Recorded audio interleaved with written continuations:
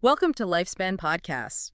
And forget pretty much everything you learned in school because this is history's unhinged side. Yeah, we dig up the dirt, don't we? We absolutely do. Outrageous, chaotic, just downright WTF lives. And we try to tell it in a fun, fascinating way. Keeps it interesting? Exactly.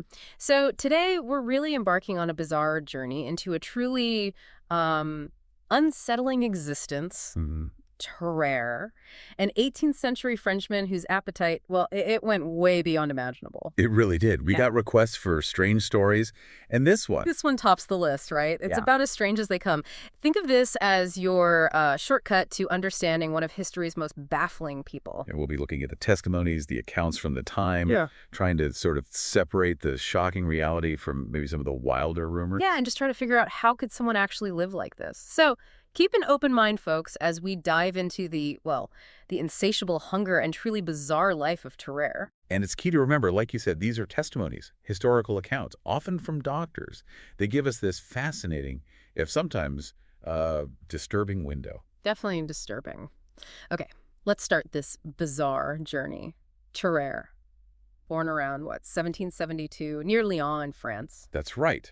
And almost right away, the accounts mention this one really alarming thing. His appetite. It just exploded, didn't it? Exploded is a good word. I mean, the sheer volume they talk about is staggering. By his teens, get this, the testimony suggests he was eating a quarter of a cow in one day. A quarter cow? Wait, that's roughly his own body weight in meat daily. Wow. Just how it's hard to even picture that, the logistics alone. Forget the logistics, just the physical capacity. Right, and you can just imagine the strain on his family. They were likely peasants, farmers. Absolutely. They wouldn't have had the resources. I mean, how could you possibly sustain that? You couldn't. And so the testimonies say this overwhelming need for food led them to, a pretty drastic decision. They turned him out. Yeah. Kicked him out, essentially. Which sounds harsh, but... Well, it highlights how precarious life was back then, doesn't it? 18th century, limited means, supporting someone with such an extraordinary condition. Insurmountable, probably. No social safety nets, no real understanding of what was wrong with him. Exactly. So while it feels harsh to us, maybe it reflects the stark reality they were facing. So he's out on his own, driven by this just unbelievable hunger, and he falls in with, let's just say, a less than reputable crowd. Thieves, prostitutes, that kind of milieu. A nomadic life, and the testimonies tell us this eventually leads him somewhere else, performing. Yeah, for a traveling charlatan, sort of sideshow act. And here's where this bizarre journey gets even weirder, if that's possible. He starts showcasing his talent. His talent for eating things that, things no human should even think about eating. It's quite the transition, isn't it? From family burden to, like, a public spectacle. But it speaks to the era, Before mass entertainment, someone doing something that bizarre, that disturbing would draw a crowd. Morbid curiosity. Totally. Yeah. The testimonies say audiences were, both fascinated and completely repulsed. I bet. And the menu, according to these accounts. Yeah. Just unbelievable. We're talking corks, stones. Live animals. Yeah. Cats, snakes, lizards. Puppies, yeah. Yeah. Apparently snake meat was a particular favorite of his. Snakes, okay. Yeah. And whole baskets of apples. That's what they said. An entire basket in one go. What does that even do to you? I mean... Well, we have to remember, these are historical accounts. There's always a chance for, exaggeration. Right. Folklore creeping in. Sure.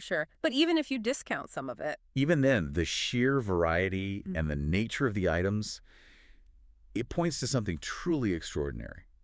And deeply, deeply unsettling physiologically. Okay, but here's the thing that makes zero sense. Despite eating constantly, massively, everything. Everything, literally. The testimonies always describe him as thin, remarkably thin, slim build, average height. That's the central enigma, isn't it? One of them, maybe. It's a total contradiction. Where did it all go? Well, the testimonies do give some clues. Descriptions of an unusually wide mouth. Okay. And this incredibly loose skin on his abdomen. So loose, apparently he could wrap it around his waist when his stomach was empty. Wrap his stomach skin around his waist? Serious? That's the description. So those things probably helped him ingest the sheer quantity. Right, getting it in. But staying thin? That's the baffling part. It suggests a major problem with digestion. Nutrient absorption. Something was fundamentally broken.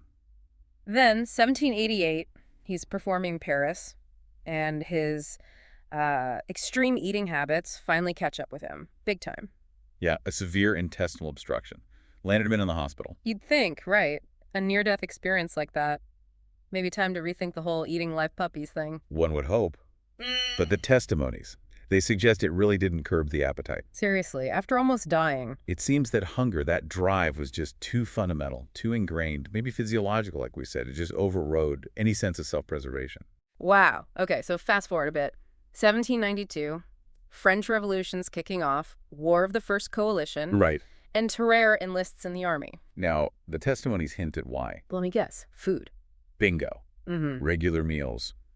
Maybe he thought the military rations would finally be enough. Oh, the irony. That poor quartermaster. Exactly, because even when they quadrupled his rations, Not enough. not even close, he was perpetually hungry, scavenging, trading favors for scraps. Predictable, I guess. And it took its toll, right? He ends up back in the hospital. Completely exhausted, malnourished, ironically, despite eating constantly. And this is where things get medically interesting. His bizarre journey captures the attention of the doctors. Right. He goes from being this, social outcast and performer to a subject of intense medical curiosity. Figures like Dr. Courville Yeah. and Pierre-François Percy. Exactly. They saw this unique chance to study a truly exceptional, bizarre case. The experiments they did. Oh, the experiments. Yeah. Documented in the testimonies. Astonishing, you said. By today's standards. Astonishing is putting it mildly. They fed him meals meant for 15 laborers. 15. He ate it all, showed no signs of being full. Unbelievable. And then Yeah. it got worse, didn't it? Then they moved on to live animals again. Yeah. Cats, snakes, lizards, puppies, Just like on stage. and an entire eel, Mm. which he apparently killed by Well. crushing its head with his teeth first, then swallowed it whole. Okay, stop. Yeah. Crushing an eel's head with his teeth. The detail is just visceral. It is. And Dr. Percy's observations, the testimonies he left, are so valuable. He didn't just list what Tarrare ate. What else did he note? His appearance. Soft, fair hair, the stained teeth, unsurprisingly, that incredibly loose, wrinkled skin we mentioned, Right. and perhaps most notably, the smell, Oh, yeah. described as a constant, potent, foul body odor, detectable from 20 paces, apparently. 20 paces? Yeah, and it got worse after he ate. Yeah. Plus, chronic diarrhea, described as fetid beyond all conception. Ugh. Okay, so eating tons, staying thin, smelling awful, chronic diarrhea. Sounds like a body in serious distress. Extreme physiological distress, even if Tarrare himself just seemed driven by the hunger. And they tried to cure him. The testimonies mentioned treatments. They did.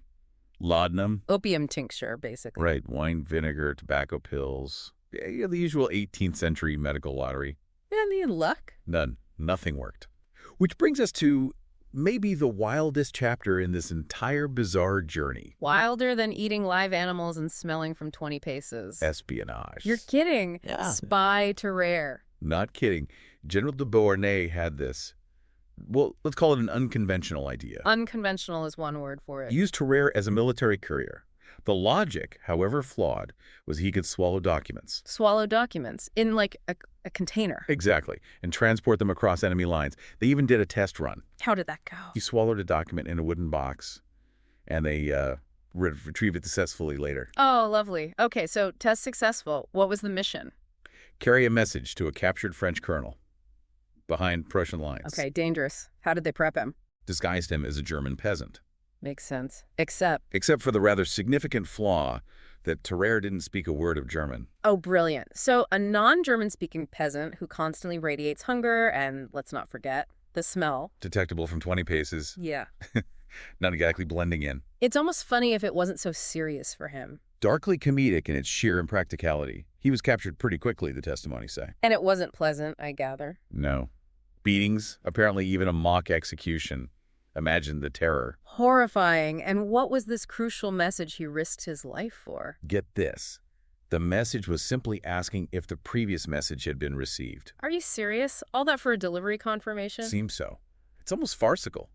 Really underscores the maybe desperation or just poor judgment involved. Using someone with such profound, uncontrollable issues for espionage, just doomed to fail. Utterly unsuitable. So, naturally. Back to the hospital he goes. Traumatized, still starving. And the testimonies say his behavior got, well, even more disturbing. How so? Beyond eating garbage and live animal. He continued eating massive amounts, yeah. garbage, butcher scraps. Yeah. But then, apparently, drinking blood from other patients who'd been bled, Drinking patient blood. Oh, my God. and attempting to eat corpses in the hospital morgue. Okay, that's crossed the line into something truly horrific. Deeply unsettling. It suggests maybe a psychological element kicking in, or just the extreme physiological stress manifesting in these macabre ways. Must have created an atmosphere of just terror in that hospital. You'd imagine so. Which leads to the darkest chapter in this whole bizarre journey. Darker than eating corpses. A 14-month-old child disappeared from the hospital. Oh, no. Now, the testimonies are clear. No concrete proof ever linked Tarrare to it. But... Given his reputation, his uncontrollable hunger, that recent morgue activity, he was the immediate prime suspect. Of course he would be. The fear and revulsion must have been immense. Exactly. Even without proof, the circumstantial factors, the fear, he became the obvious scapegoat. So they kicked him out. He was expelled from the hospital. Understandably, perhaps, given the situation, regardless of guilt. What happened to him? He disappears for about 4 years. Then, in 1798, he turns up again. Seeking hell. Seeking Dr. Percy, specifically. But he was in bad shape. Gaunt, very ill. What was wrong with him? Besides the obvious lifelong condition. Advanced tuberculosis, according to the testimonies. And he had this delusion. That delusion. He was convinced he'd swallowed a golden fork years ago, and that was the cause of all his problems now. A golden fork. Wow. Sad, really. His mind going as well as his body. A tragic end. His body was clearly failing. He died within about a month of returning. How old was he? Just 26. Only 26. Wow. And they did an autopsy, right? M. Tessier. Yes, Tessier conducted it, and the findings, detailed in the testimonies, were pretty remarkable. What did they find inside? An abnormally wide gullet, which fits with his eating capacity, obviously. Makes sense. But more significantly, an enormous stomach. Absolutely huge, riddled with ulcers.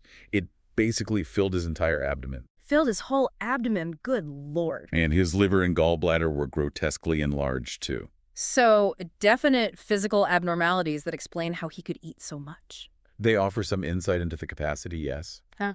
But the underlying cause, why the organs were so enlarged, why the relentless hunger, that remains a profound medical mystery.